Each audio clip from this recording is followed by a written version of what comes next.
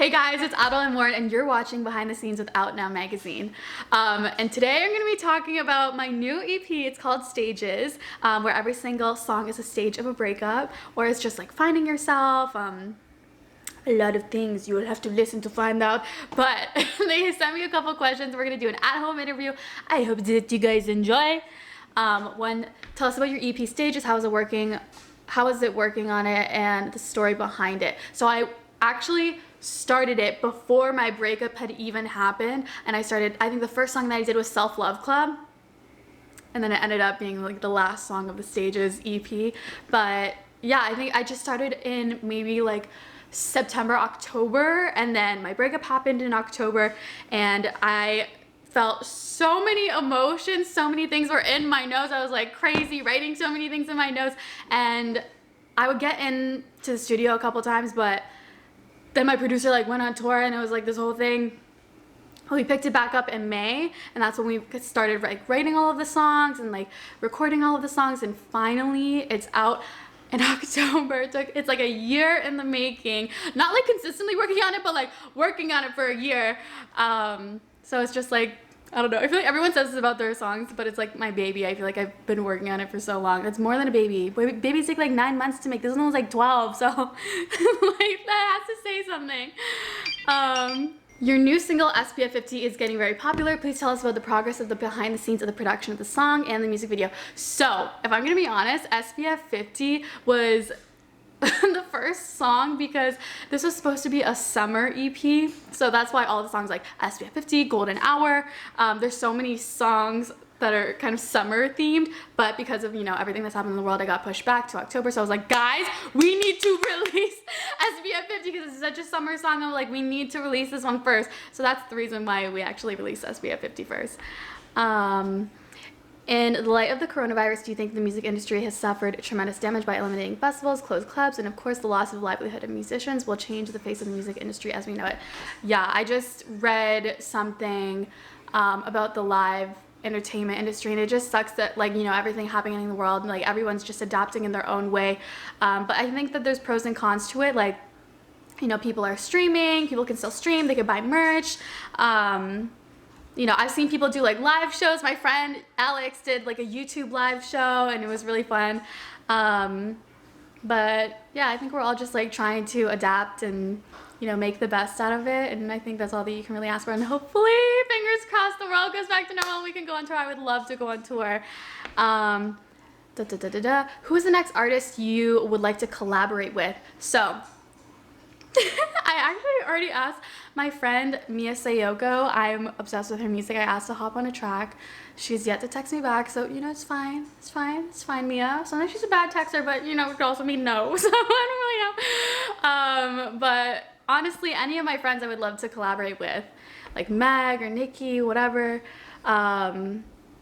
Tell us about your celebrity makeup tutorials, from where it started in your life. Tell us the progress of the production behind the tutorials. So I started doing makeup tutorials because I entered the NYX Space Awards, and I was obsessed with makeup. Makeup was like my true passion, and I would do all my videos on makeup. And I think the thing that did the best for me were the celebrity transformations. I think it all started with Harley Quinn. I did Harley Quinn, and that's when they all popped off.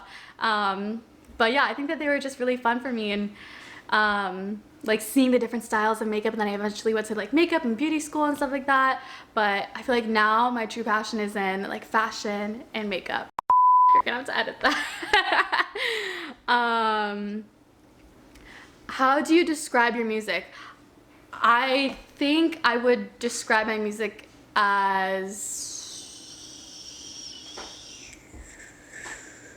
maybe like I don't know. I would just, like, for me, my music is kind of like my diary and my therapy. But to describe it to someone, I would say it's very like Madison Beer, Ariana Grande style. Like, I'm not their vocals, but you know, I'm out here trying. I'm out here trying. What is your motto in life? I think my motto in life is that, you know, nothing matters. You know? Like if you're ever nervous about, say you're like about to go on stage, you're about to go on your first date, you're about to do something nerve-wracking, you know, sometimes you just gotta think to yourself like, we're all gonna die eventually. Like nothing really matters. You just gotta like live your life to the happiest and the fullest that you can, and I don't know, just try and be happy. You know, we're all here trying to be happy, so nothing really matters. I don't know if that's good advice, but who have been the people who influenced you the most and from whom you were inspired? I love Ariana. She is the queen. You guys know I'm obsessed with her. I don't know how to say her last name, but it's Lolo, Zoui, I think. Her music is really cool. She has like a really weird style. And yeah, those are like the two people that I've been listening to a lot recently. 2021 is coming. What are your goals for next year? I think my goals for next year is obviously to release more music because it's just so fun for me and it's like my true passion. Just to continue making YouTube videos, continue being on my bullshit.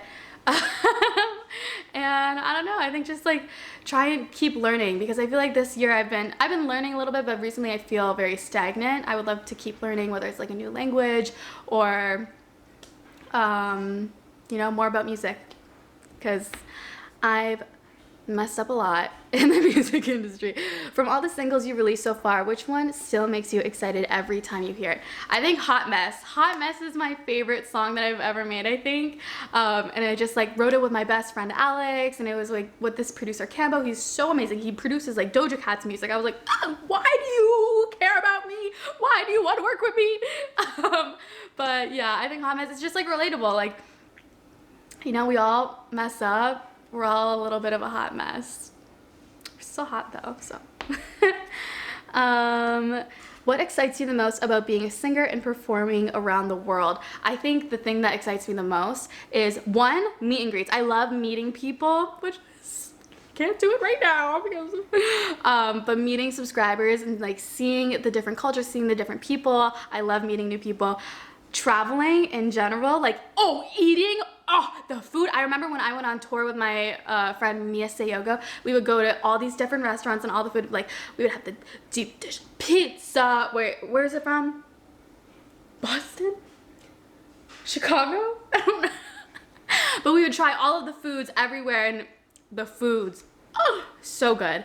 You and many of the artists share their daily lives on social media. How important is it to ensure a connection to the audience for you? I think it's really important. I think artists like Ariana Grande and I don't know, Troye Sivan, like they're so good about just like keeping their fans, like they're feeding us well, they're giving us music videos, they're tweeting, they're Instagramming, they're doing this, that. You feel like almost like they're like your friend, or like you're a part of their life, and it's really fun to connect to people that way. And I don't know, they just have such a fun aesthetic, and I feel like when you're constantly posting on social media, you feel like you're kind of like their friend, and like you're going through what they're going through, you connect with their music more, so I don't know.